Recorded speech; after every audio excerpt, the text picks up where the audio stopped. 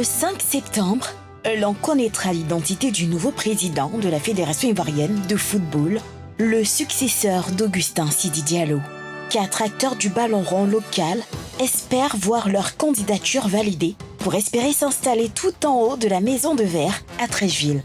Un fauteuil tellement convoité qu'il est depuis quelques mois au centre de toutes les conversations. D'autres candidats se signaleront-ils dans les semaines à venir? À voir l'engouement que suscite cette élection et les attentes du public sportif par rapport au prochain président de l'instance gouvernante du football ivoirien. On est tenté de penser que le développement du football ivoirien est l'affaire exclusive du président de la FIF. S'il est vrai que c'est le patron du football en Côte d'Ivoire, il faut reconnaître qu'il ne siège pas au sein de tous les clubs dont la gestion est indépendante de celle de l'instance. Des clubs comme la SEC Mimosa, le FC San Pedro, se construisent de façon professionnelle, mettant en œuvre leur politique interne et développement. Le président de la FIF est-il le seul garant du développement du football ivoirien? Peut-on aider à l'évolution du football ivoirien à d'autres niveaux de responsabilité? Le débat est ouvert. Eh oui, hein, un débat auquel vous pouvez évidemment participer, je vous le rappelle, mais c'est important. Hein, vous avez l'occasion de nous laisser un petit commentaire sur la page Facebook de la 3. Alors, est-ce qu'il faut forcément être président de la FIF pour participer au développement du football ivoirien? Je vous pose la question donc sur la page Facebook, évidemment, et vous également en plateau. Faut-il forcément être président de la FIF pour développer le football ivoirien? Dites-moi ce que vous en pensez, messieurs, dames. Allez, on y va, on lève les ardoises. Non, non et j'ai 2 oui. Bon, eh bien très bien. On commence avec Henri Jo. Allez-y. Alors, le président de la fédération, à mon avis, est celui qui détermine la politique de développement du football. C'est lui qui crée cette feuille de route-là, et c'est en fonction de cette feuille de route que le football national, le football qu'il est en charge de diriger, fonctionne. Donc, à mon sens, c'est lui qui détermine où le football doit partir, où les chemins que doivent emprunter le football. Donc, forcément, il faut être à la tête de la fédération quand même pour pouvoir mieux développer le football. D'accord. Yellow, vous n'êtes pas d'accord avec lui, hein? J'ai dit non parce que chacun de son poste qu'il occupe dans la société peut à lui aider le football. Parce que nous sommes ici. Nous proposons des solutions, nous débattons sur des sujets que certaines personnes ne connaissent pas. Et de notre point de vue et de notre place, on aide, même si c'est peu, on aide aussi le football à se développer. Donc pour moi, il ne faut pas forcément arriver jusqu'à la tête de la FIF, même si c'est la fêtière, c'est l'instance décisionnelle du football national. Ce n'est pas une obligation d'être forcément à la tête de la FIF pour pouvoir développer le football. C'est-à-dire que chacun à son niveau peut participer au développement du football ivoirien. Je suis parfaitement d'accord avec Yellow. On n'a pas besoin d'être forcément président de la Fédération ivoirienne de football pour développer le football ivoirien. Et la réponse à votre question, c'est Maître Roger Ognien, à la SEC Mimosa. Sur ces 30 dernières années, c'est lui qui a travaillé pour le football ivoirien.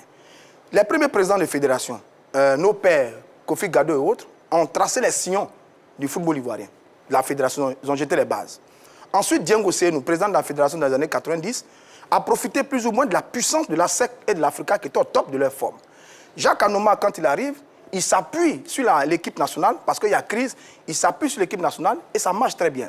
Mais sur l'ensemble, la formation, sur la construction, sur l'organisation, c'est Maître Roger Ognien qui a fait un travail extraordinaire pour le football ivoirien. Tous les joueurs aujourd'hui qu'on a en sélection nationale, qui nous ont envoyés en Coupe du Monde, qui font des merveilles en Europe, qui vendent bien aujourd'hui le football ivoirien, ils sont formés par la SEC Mimosa. Mais il n'est pas président de la Fédération ivoirienne de football. Pas du tout, il n'est que président de la SEC Mimosa. C'est extraordinaire. Quand vous allez en Europe, par exemple, les présidents des fédérations ne développent pas les clubs. Ce sont les présidents des clubs qui développent le football au plan local. En Angleterre, ce sont les oligarchies, les puissances financières qui reprennent les clubs et qui les ont transformés aujourd'hui en des véritables machines de guerre.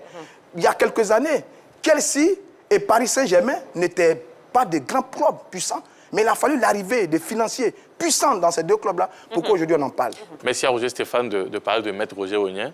C'est vrai, Maître Roger Ognien... Vous êtes aux couleurs, hein, ce soir de... Plus coïncidence. Ah, oui, oui. Voilà. Peut-être que vous êtes supporter de la SEC. Non, non, non, pas du tout. On ne le saura jamais. Non, il ne le dira pas. Oui, il ne le dira pas. Je supporte l'équipe de mon village. Voilà. Maître Roger Ognien a développé la SEC. Et ce qu'il a fait du côté de la SEC a été profitable à l'équipe nationale. On n'en disconvient pas. Mais est-ce que le fait que Maître Roger Augnin ait formé ces joueurs-là au plan local, qu'est-ce que ça a apporté à l'équipe nationale? Rien. Oui, mais au plan Henri Jo, local. alors là, Non, je suis pas forcément au plan local d'accord plutôt, au championnat. C'est-à-dire que quand on parle du football ivoirien, Henri Jo, s'il quand vous on plaît. parle du football ivoirien, c'est pas seulement l'équipe nationale. Mais justement. C'est pas forcément l'équipe Mais nationale. justement. Il y a les clubs ivoiriens. Et aujourd'hui, après cette formation, après cette génération, on constate qu'il y a tellement de fractures au sein du football ivoirien. Est-ce que la formation ou est-ce que l'organisation de Maître Roger Augnin est venue gérer ces divisions au sein du foot ivoirien? Je ne suis pas sûr. Voilà. C'est vrai, il a fait un travail pour la SEC Mimosa. Et ce travail a été profitable à l'équipe nationale. On n'en disconvient pas. Mais cela n'a pas développé dans son entièreté le football ivoirien. Mais on ne peut pas donner la responsabilité à une seule personne de développer le football ivoirien. On ne lui donne pas la ivoirien. responsabilité. Parce que ce que lui, vous êtes en train de dire, il a pris l'exemple de Maître Roger Augnin qui Non, oui. D'accord. Merci beaucoup. beaucoup. Okay. Vous Il a êtes exprimé, laissez les autres s'exprimer. Il a pris l'exemple de Maître Roger Augnin. Monsieur, silence, monsieur. Mais il a déjà un jaune. Il reçoit un jaune. On doit donner un rouge. Jaune plus jaune, Essayez-le ça fait rouge. s'exprimer, oui. Voilà, alors prendre l'exemple de Maître Roger Augnin, je pense que c'est un très bel exemple parce que on ne doit pas donner la responsabilité à une seule personne de pouvoir développer tout le football. C'est comme si vous dites que vous attendez du prochain président de la FIF de développer tout le football. Ce n'est pas à lui, c'est un travail avec tous les autres présidents de clubs. Maître Roger Augnin ne peut pas en même temps développer et son club et le club des autres. C'est aux autres de prendre conscience qu'ils doivent tous participer au développement du football local et national. Donc, c'est pas au président de la FIF de gérer tous ces problèmes-là. D'accord. Alors, on va prendre tout de suite une réaction sur notre page Facebook. Effectivement, c'est la réaction de Joël Bruce Botti qui nous dit « Franchement, je crois que non. Raison pour laquelle je trouve que la candidature de Didier Drogba est prématurée. J'aurais souhaité qu'il pose des actes concrets afin que les présidents, le monde du football réclament sa candidature au lieu de se battre pour un poste que je trouve qu'il peut apporter sans être président. » D'accord. Alors, c'est vrai que ça, c'est une question et c'est un argument qui est avancé par les opposants à Didier Drogba qui disent qu'il n'a eu aucun rôle à jouer au niveau du football local. Il aurait dû faire ses preuves d'abord dans un club. Eh bien, justement, est-ce qu'on peut confier la gestion du football national à quelqu'un qui n'a servi à aucun poste de responsabilité, ne serait-ce qu'à un club, finalement?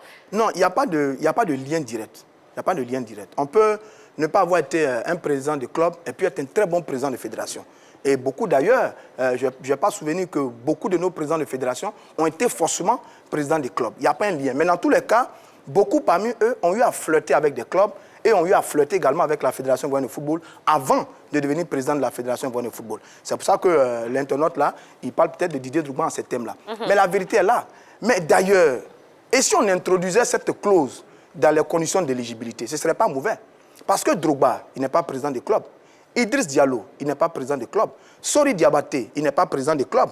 Et Kofi Kouadio, le 4e candidat, non plus n'est pas président du club. Donc, ils ne sont pas tous présidents du club, mais ils veulent prétendre à la présidence de la Fédération ivoirienne de football. C'est légitime. Mais si on introduisait cette clause, ça pourrait peut-être nous donner des arguments pour apprécier la capacité d'un candidat, d'un acteur à faire ses preuves au football avec un club, comme ça a été le cas avec Maître Roger Augnin, avant de le voir à la tête de la Fédération ivoirienne de football. Ce serait bien. Parce que quand on regarde les différents candidats, quel est leur profil? Drogba, ancien grand joueur. Idriss Diallo, manager. Sori Diabaté, longévité à la FIF.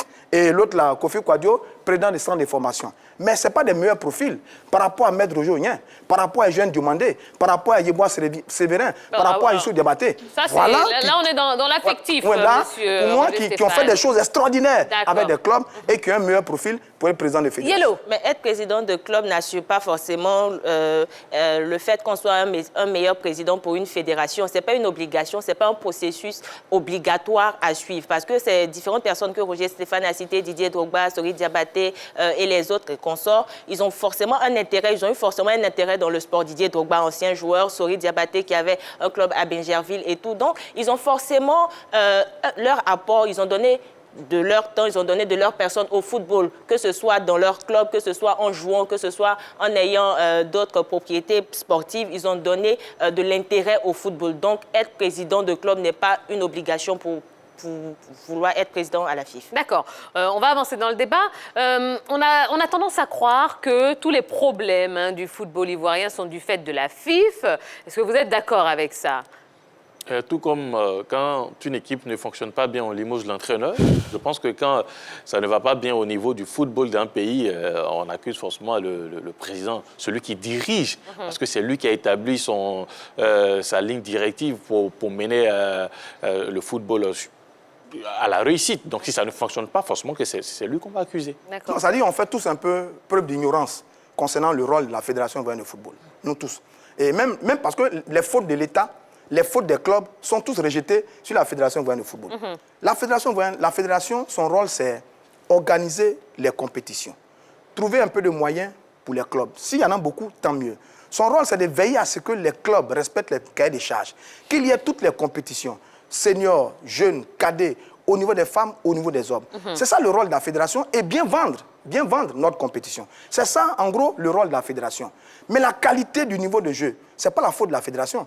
La qualité du niveau de la compétition, ce n'est pas la faute de la fédération. La disparition aujourd'hui des clubs comme le Stade, le Stella, le Réveil Club de Dalois, l'ASEMAN, l'Africain en difficulté, ce n'est pas la faute de la fédération. Donc, on fait un mélange et la fédération a le dos large et elle porte les erreurs de tout le monde. Mais à la vérité, c'est que la fédération aussi a un rôle important à jouer dans le développement du football. Parce que c'est l'instance suprême qui régente tout, qui organise tout et qui appelle, qui donne la vision et qui permet à tout le monde de se développer. Mais la fédération n'est pas la seule responsable dans la situation actuelle du football.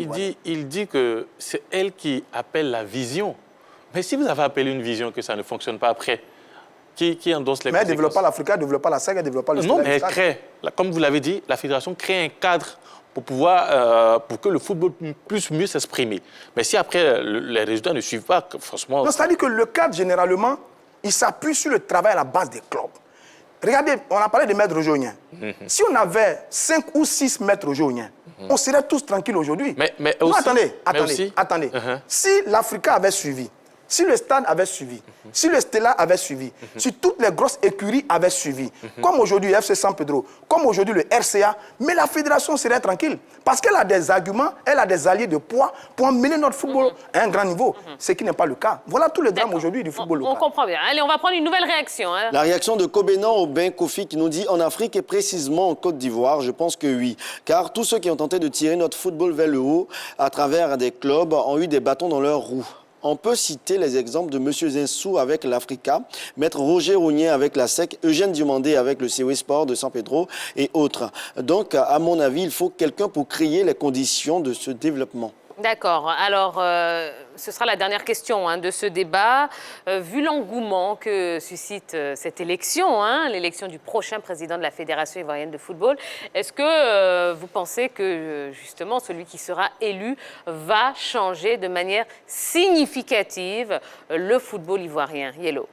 Mais c'est là où on l'attend. C'est là où tous les Ivoiriens l'attendent. Parce qu'avec cette élection-là, on découvre de nombreux problèmes qui minent le football ivoirien. On découvre que le football ivoirien ne va pas. Et donc, le nouveau président aura, si vous voulez, l'obligation de rehausser le niveau du football ivoirien, de mettre à un autre niveau le football ivoirien. Parce que quand on regarde les différents classements maintenant, les championnats et tout ça, on voit que le football ivoirien, ça ne va pas. Donc, c'est là où on attend le nouveau président de la FIFA. Croyez-moi, tous ceux, les observateurs comme ceux qui n'avaient même pas d'intérêt dans le football ont pris les différents programmes des candidats et ils vont les juger à la fin de leurs différents mandats.